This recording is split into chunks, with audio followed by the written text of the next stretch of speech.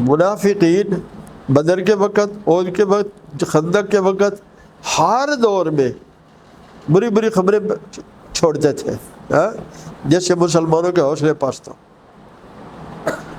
تو آج بھی ایسی خبریں آئیں گی، آپ نے اس پر کان نہیں دھرنا، اور اگر کوئی نقصان کی واقعی خبر آتی ہے تو اس پر بھی پریشان نہیں ہونا، بس بیرو صبر کرو، ان اللہ مع الصابرین، اللہ صبر والوں کے ساتھ ہے۔ اور اس کا دھیان نہ کریں کہ ہمارے مقابلے میں 8 گنا بڑا ملک ہے، اس کی ہماری فوج سے بڑی فوج ہے، اسلحے کے ذخائر بڑے ہیں، اور اس کے پشت پر جو جناب امریکہ ہے، فرانس ہے، جاپان ہے۔